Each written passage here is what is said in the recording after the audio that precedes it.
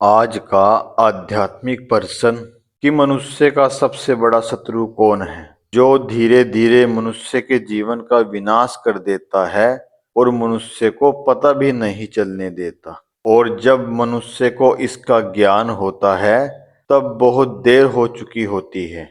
मनुष्य का सबसे बड़ा शत्रु कोई और नहीं, स्वयं उसका मन है, जो धीरे धीरे मनुष्य के जीवन का विनाश कर देता है और मनुष्य को पता भी नहीं चलने देता।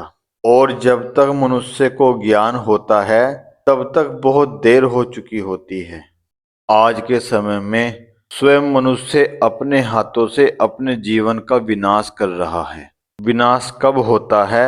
जब मनुष्य अहंकार में अंधा होकर अधर्म के मार्ग पर चलने लगता है। जो मनुष्य मन के बंधक में बंधकर अपने जीवन का पालन पोषण करता है, उसका जीवन सदा विनाश की ओर जाता है, क्योंकि मन कभी नहीं चाहता कि मनुष्य धर्म के कार्य करे।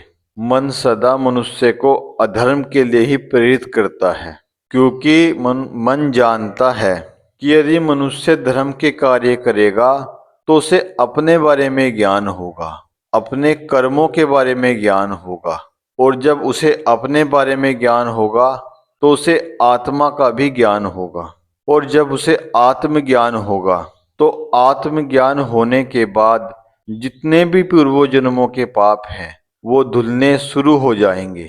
और जब मनुष्य की आत्मा के ऊपर किसी पाप का कोई भार नहीं होगा तो मन का अधिकार भी धीरे धीरे मनुष्य पर से समाप्त होने लगेगा और आत्मा का अधिकार बढ़ने लगेगा। मन कभी नहीं चाहेगा कि जो इतने जन्मों से मन का अधिकार उस आत्मा पर है, अब वो आत्मा उससे मुक्त हो जाए। मन तो सदा यही चाहता है कि हर जन्म में मनुष्य उसका गुलाम बनकर रहे, परंतु मन ये नहीं जानता कि ईश्वर ने इंसान को एक अमूल्य तोहफा दिया है, अर्थात एक आत्मा जो ईश्वर का ही अंश है, जिसके दर्शन मात्र से ही इंसान के पाप नष्ट होने लगते हैं। परंतु आत्मा तक पहुंचने का मार्ग कष्टकारी और दुखदाई होता है, और मन तक पहुंचने का मार्ग बड़ा ही सरल और सुखद होता है। परंतु दोनों के अंदर धरती और आसमान का भेद है। जब इंसान मन तक पहुंचता है, अर्थात मन की ही आज्ञा का पालन करता है, तो इंसान के अंदर द्वेष, नफरत, अहंकार का जन्म होता है। परंतु जब इंसान आत्मा के मार्ग पर चलता है, तरह तरह की यातनाएं और कष्ट सहकर आत्मा तक पहुंचता है, तो उसका पूर्ण रूप से जीवन ही बदल जाता है, क्योंकि आत्म साक्षात्कार के बाद उस आत्मा को महान आत्माओं में गिना जाता है। इसलिए उस महान आत्मा का नाम सदा सदा के लिए इस संसार में अमर हो जाता है। इसलिए मनुष्य को मन के वश में आकर अपने जीवन का विनाश नहीं करना चाहिए। मनुष्य के अंदर हमेशा दो आवाज उत्पन्न होती है, एक आवाज जो अधर्म पर चलाती है और दूसरी आवाज जो धर्म पर चलाती है। ये मनुष्य को निश्चित करना है कि उसे अगला जन्म और अगला जीवन कैसा चाहिए।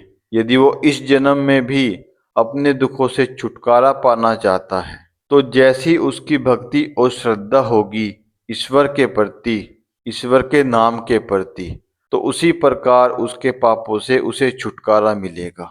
ईश्वर ने इंसान को केवल एक साधन दिया है जिससे वो अपने पापों से मुक्त हो सके, वो ईश्वर का नाम है। जब मनुष्य की आत्मा ईश्वर का नाम जपती है तभी उस पर लगे हुए पाप नष्ट होने लगते हैं, अन्यथा जन्मों जन्मांतर तक वो ऐसे ही भटकता रहता है, हर जन्म में मन के अधीन होकर अपने जीवन का विनाश कर लेता है।